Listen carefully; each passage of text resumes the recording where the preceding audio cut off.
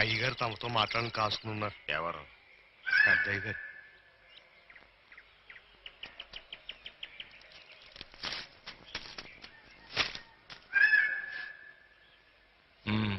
నీ కూతురు నాకు ఉత్తరం రాసింది. అది నా కూతురు కాదు.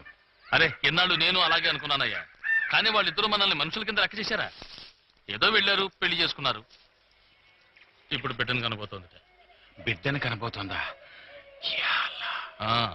ఈ విషయం నా కొడుకు తెలియకుండా ఉత్తరం రాసింది నీ కూతురు. అది అడ్డం పెట్టుకుని చుట్టరకాలు ఏం కలపక్కర్లా. చుట్టరికం కోసం నీ దగ్గరికి ఎవరు వచ్చారయ్యా? మన ఇద్దరి మధ్యన గొడవల్లో పుట్టబోయే బిడ్డ నలకూడదని వచ్చాను. వస్తాను. కానీ ఒక్క విషయం జ్ఞాపకం పెట్టుకో, పుట్టబోయే బిడ్డ మా మతాచార ప్రకారం పెరుగుతాడు.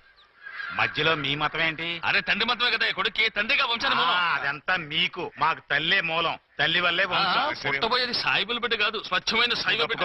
మా ఆచారం మాది, మా దేవుడే మాకు ఇస్తా. నువ్వెన్నైనా చెప్పు, బిడ్డ వెళ్ళేది మసీదు కాదు, శివాలయం.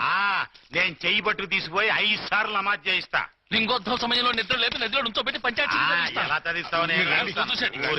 నిన్ను ముట్టుకొనిస్తే కదా చూద్దాం.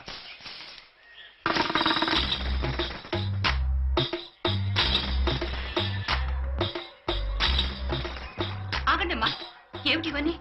ఎవరిని అడిగి తెచ్చారు? దీన్ని సత్వాస అంటాం.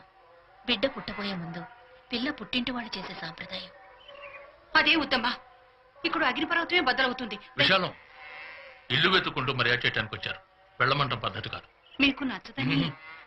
ఇది నీ కోసమో నా కోసమో కాదు, పుట్టబోయే బిడ్డ కోసం. లోపల తీసుకెళ్ళి. అమ్మా రండి. రండి.